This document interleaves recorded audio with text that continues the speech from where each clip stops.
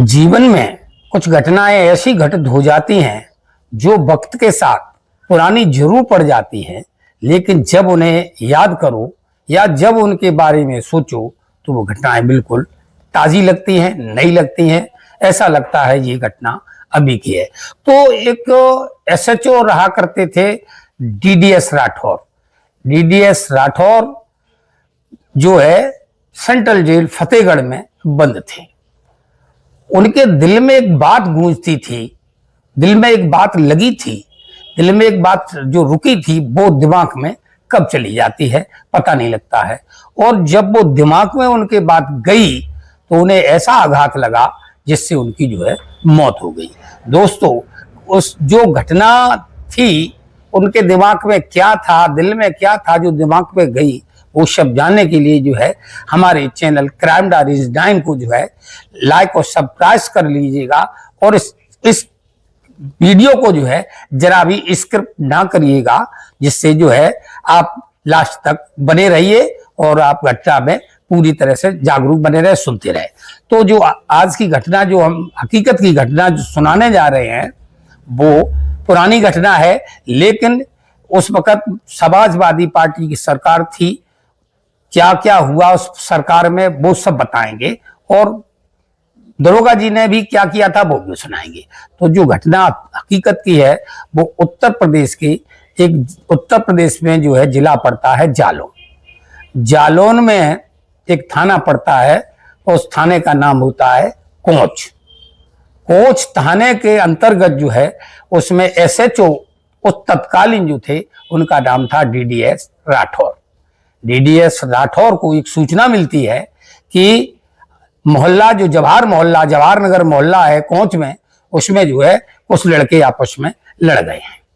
तो डीडीएस राठौर और जो उसका वो होता है सिटी इंचार्ज, उनको लेकर के जो है जाते हैं। तो जिन लोगों ने झगड़ा किया था उन 3 लोगों को जो है पकड़ लाते हैं और ला करके जो है थाने के लॉकअप में डाल देते हैं।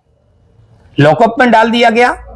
तो वहां अब चूंकि मुलायम सिंह की सरकार थी, उत्तर प्रदेश में समाजवादी पार्टी की सरकार में, उस वक्त मुलायम सिंह की पार्टी की सरकार में जो स्थानीय नेता हुआ करते थे, नेताओं की तो बात छोड़ दीजिए, स्थानीय जो नेता हुआ करते थे वो भी जो है किसी अधिकारी से कम नहीं थे। कोई भी अधिकारी, कोई भी नेता अपने को मुख्यमंत्री से नीचा नहीं समझता था। तो वहां भी ऐसा ही होता है। वहां पर जो है सुरेंद्र सिंह जो थे वो प्रदेश कार्यकारिणी में सदस्य थे। तो उनका भी भाई था महेंद्र सिंह, वो यूनियन नेता था। उनके रिश्तेदार भी समाजवादी पार्टी से बिलोंग करते थे। तो उठा लाते लोग बाग जो है सपा नेता उनको फोन करते हैं और जो कहते हैं साहब इतना बड़ा केस नहीं है, इन लोगों को जो है छोड़ दिया जाए। तो राठौर साहब ये कहते हैं झगड़ा किया है तो कम से कम 24 घंटे हम बंद रखेंगे और उसके बाद हम इनकी रिहाई करेंगे। तो वो नहीं छोड़ते हैं, इनके फोन बराबर जाते रहते, वो छोड़ते नहीं है।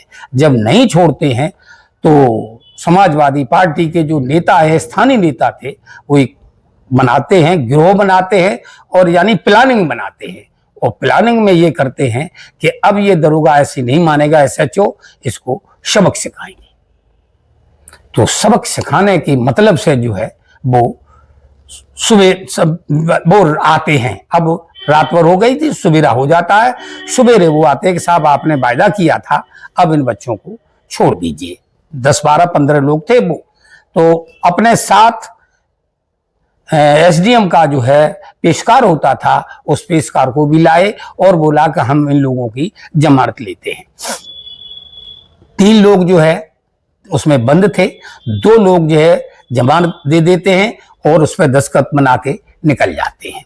जो उसमें एक लड़का रहता है, देवेंद्र नाम का जो रहता है, वो ये कहता है कि नहीं, हम किसी कीमत पर जो है इस पर सिग्नेचर नहीं करेंगे। अब इस बात को समझिए, यहां पर सिर्फ सिग्नेचर ना किए, मामला इतना सा, इससे बड़ा मामला नहीं है। तो अब वो सिग्नेचर नहीं करता है, एसएचओ कहते हैं सिग्नेचर तो करने ही होंगे।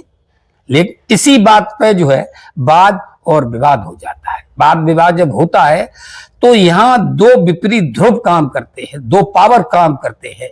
एक को अपनी सत्ता का नशा होता है और दूसरे पावर को अपनी वर्दी का और रुआब का। मैं SHO हूं। दो रुआब, दो पावर जब काम करेंगे तो वहां फॉल्ट जरूर होगा। तो वहां भी एक फॉल्ट होता है और धमाका इतना बड़ा होता है जिसकी गूंज जो है पूरे उत्तर प्रदेश में गूंजी थी। हुआ क्या था? हुआ ये था कि जब वो लड़का मना करता है कि नहीं हम दस्तखत नहीं करेंगे, तो ये समाजवादी पार्टी जो गुंडे कहें, जो गुंडे ही कहेंगे, वो तो उस वक्त गुंडे ही दे रहे, तो समाजवादी पार्टी के जो गुंडे थे, नेता थे, वो उस लड़के को जबरदस्ती उठाना चाहते और कहते जो हुआ सो देखा जाएगा, चलिए आप। तो वो ले जाने लगते हैं, SHO ले जाने नहीं देते हैं। उसी में किन्हीं लोगों ने जो है उनको जो है पकड़ लिया, उनका कॉलर पकड़ लिया और उनको थप्पड़बाजी कर दी। थप्पड़बाजी एक ने शुरू की थी, फिर तो 15 लोग थे और उनको मारते हैं, पीटते हैं और कुर्सी से नीचे गिरा देते हैं। तो थाना जो है अंदर, थाने के अंतर्गत का ये मैटर है, तो कुर्सी से गिरा लेते। अब मतलब ऑन ड्यूटी एक SHO थाने के अंतर्गत ऑन ड्यूटी बैठा है, बावर्दी बैठा है और अपने ही घर में आकर के जब उसकी पिटाई हुई, उसको लोगों ने मारा और रिवॉल्वर लगाए हुए है, तो उसने फिर जब वो पिट गया, कोई बात नहीं है, जब वो थोड़ा सा होश आता है उसको, तो वो अपनी रिवॉल्वर निकालता है और गोली चला देता है। अब इसे पुलिस वाले तो बचाव में कह रहे हैं कि मैंने अपने बचाव में गोली चलाई, और नेता लोग जो कह रहे हैं वो कह रहे हैं कि इसने जो है बदला लेने की भावना से गोली चलाई। दो ध्रुव मिल रहे हैं तो वो आगे कहानी और भी बढ़ेगी। तो वो गोली जब चला देते हैं तो दो लोगों की, जो देवेंद्र था और महेंद्र था, महेंद्र सिंह और उनका जो भाई था, जो यूनियन का नेता हुआ करता था, और वो सुरेंद्र सिंह और महेंद्र सिंह, सुरेंद्र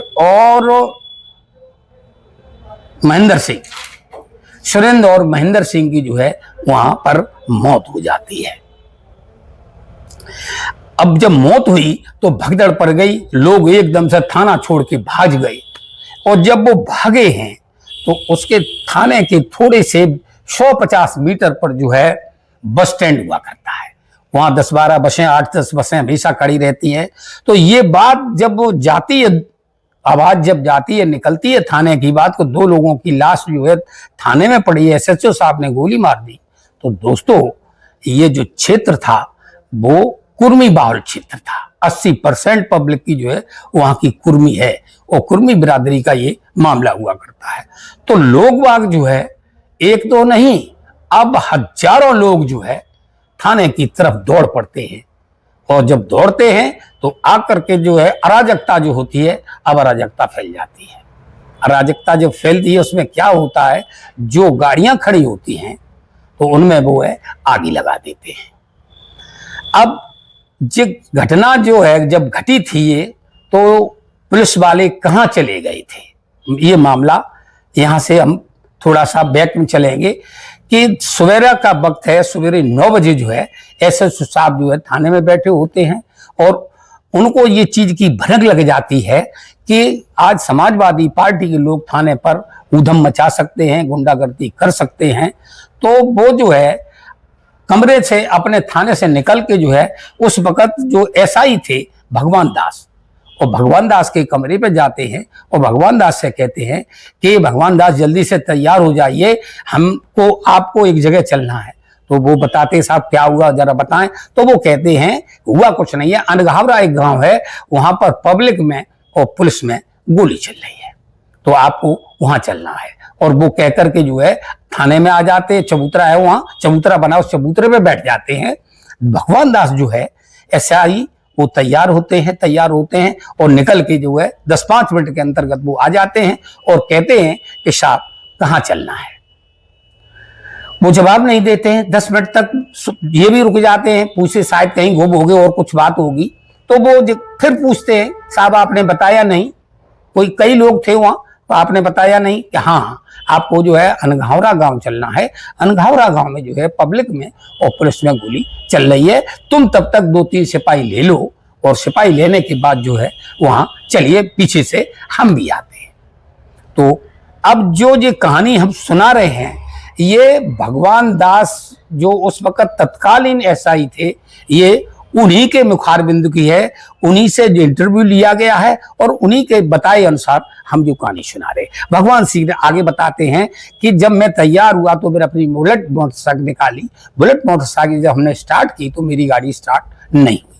बुलेट गाड़ी स्टार्ट नहीं हुई तो मैं जो है पुलिस वालों से कहते भाई इसमें थोड़ा सा धक्का बक्का लगा दो, हो जाए तो हो ही जाए, तो वो स्टार्ट नहीं होती है। तो कोच में जो है एक मस्जिद है थाने के पास, वो वहां एक मिस्त्री हुआ करता है, 9 साढ़े 9 बजे की बात है। तो भगवान दास कह रहे हैं कि हम जो है उस मिस्त्री को बुलाने के लिए वहां चले गए। तो मिस्त्री आने में थोड़ा देर था तो वहां हमने चाय वगैरह पी। चाय पीने के बाद वो मिस्त्री आया और उस बुलेट को सही कराया। तो जब नहीं, मैं बुलेट को ले गए थे मिस्त्री के पास, वहां मैंने बुलेट सलवाई और चाय पी। और चाय पी रहा था, उसी वक्त ये सूचना आई कि थाने के अंतर्गत गोली चल गई है। तो मैं दौड़ा भागा थाने आया और देखा वहां बहुत सारे लोग थाने के अंदर घुसे हुए हैं और जिधर देखो तो उधर अराजकता फैली हुई है, आग जली हो गई है, वाहन सरकारी भी जला दिए गए, प्राइवेट वाहन भी जला दिए गए, एक कर्फ्यू जैसा माहौल हो गया। तो वो कह रहे हैं मैं डर की वजह से मेन गेट से नहीं जा पाया और मैं बैक दरवाजा है उस दरवाजे से मैं अंदर गया। मैंने देखा कि वहां बहुत लोग घुसे हुए हैं। तो मैंने भी जो अपना जो वर्दी होती है, वर्दी भी पहनी और जो गार्ड ऊपर से बुलेट प्रूफ जैकेट होती है, तो बुलेट प्रूफ जैकेट भी हमने धारण की।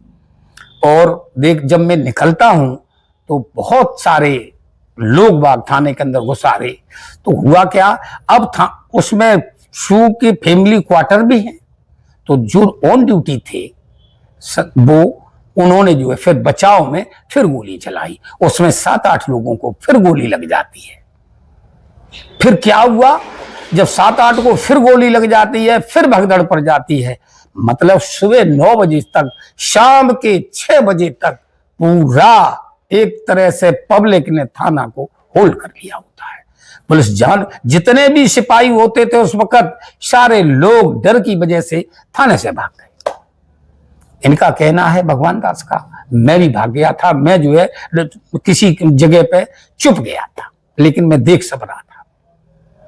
फिर क्या हुआ, फिर ये होता है शाम को 6 बजे जब ये खबर चारों ने शासन द्वारा मतलब ये खबर का जब वायलेंस किया जाता है तो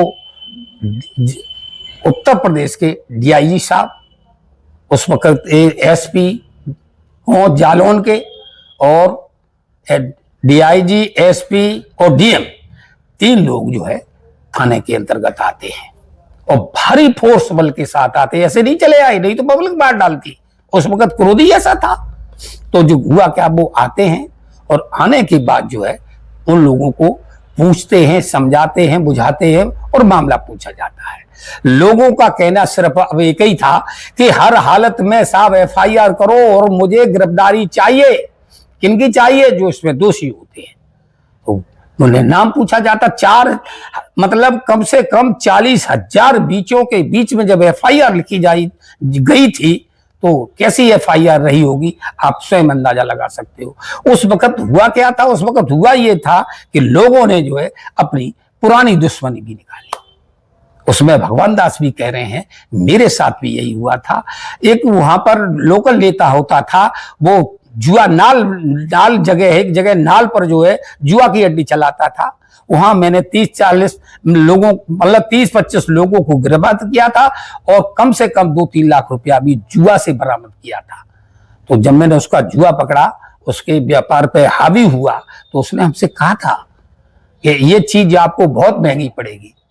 तो मैं थाना अध्यक्ष होने, मैं जो एसआई था, मैं थाने में था भी नहीं, अपनी बुलेट सही करा रहा था। मेरे नाम से नहीं उस दिन कोई रवानगी थी, नहीं मेरे नाम से कोई असला मेरे को उसमें दिया गया था लिखित में। तो उसने हमारा भी नाम लिखवा दिया। वो आ जाता है और वो कहता है ये एफआईआर नहीं साहब, मेरे हिसाब से एफआईआर होगी।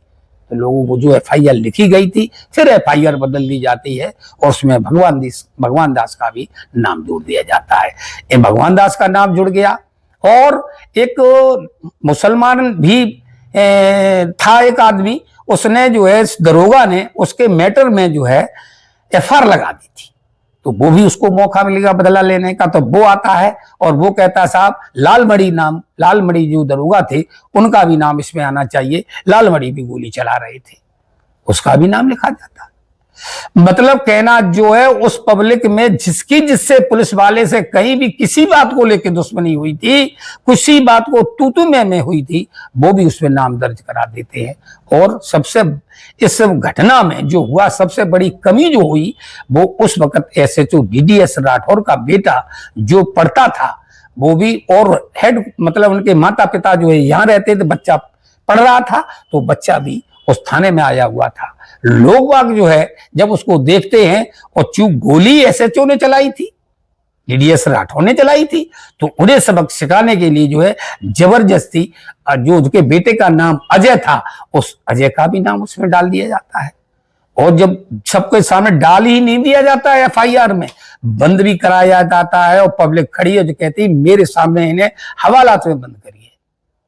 तो हवालात में जो है जिसका नाम लिया जाता था उसको हवालात में बंद कर दिया जाता था, और उनसे कहा यह जाता था कि मेरे ऊपर पब्लिक का, शासन का इतना दबाव है, मामला शांत होने दो, फिर हम आप लोगों को बाहर निकाल देंगे। इसमें डीडीएस राठौर को अंदर किया गया, भगवान दास को अंदर किया गया, और जो है लालमणि को अंदर किया गया, उनके बेटे को अंदर किया गया। 8-9 लोगों को जो है लॉकअप में डाला गया, ताला लगाया गया, और चाबी जो है डीआईजी साहब जो है खुद अपने पास रख लेते हैं। तब जाकर के जो है ये मामला शांत होता है, और इन्हीं सभी लोगों के नाम जो है एफआईआर चढ़ती, जीडी पे चढ़ती है।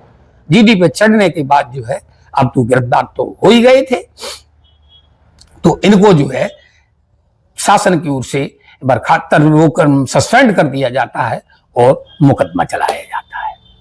तो मुकदमा जब चला तो जाकर के वर्ष 2004 की ये घटना है, 31 जनवरी 2023 को ये गोली चल घटना है। तो फरवरी को जाकर के जो है ये मामला 2004 आ जाती है, यानी 3 में जो घटना 31 दिसंबर को घटना घटती है, और जाकर के जो 2004 आ जाती है उसमें ये घटना होता है। तो अब जो है थाने उसमें डाल दिया जाता है, मुकदमा चलता है। मुकदमा जो है वर्ष 19 में फाइनल होता है, और उस फाइनल होने में एडीजे हैं, और वहां के एडीजे ने आज उनका नाम हुआ करता है एडीजे अमित पाल सिंह की अदालत में जो मुकदमा चलता है और गवाहों की पेशी होती है।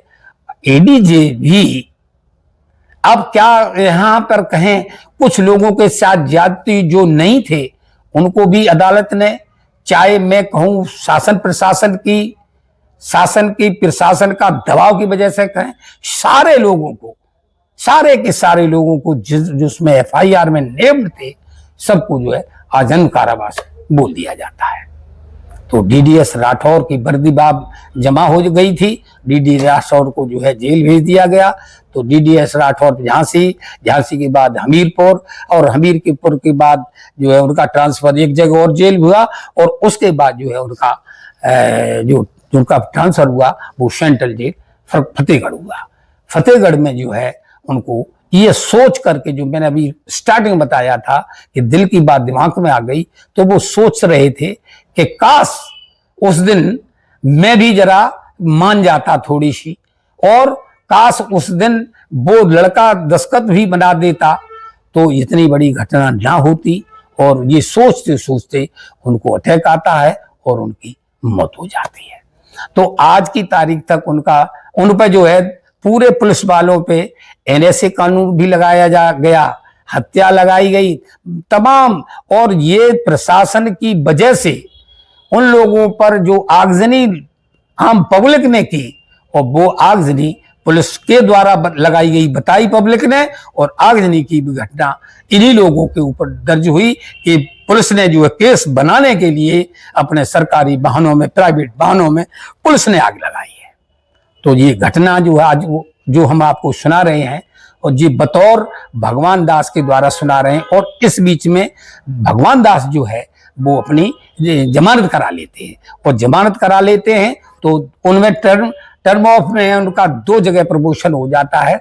जो एसआई थे फिर वो इंस्पेक्टर बने, और इंस्पेक्टर के बाद जो है वो एसडी वो बन गए डिप्टी एसपी, और डिप्टी एसपी जो सीओ डिप्टी बनने के बाद वो कानपुर में तैनात थे, और कानपुर में ड्यूटी के दौरान जो है फैसला आया, और योगी सरकार ने जो है उनको जैसे ही फैसला आता है, योगी सरकार उन्हें जो है थाने से, मतलब थाने से नहीं, ड्यूटी से जो है उनकी एसपी सीओ पोस्ट से जो है उनको टर्मिनेट कर देती, बर्खास्त कर देती है।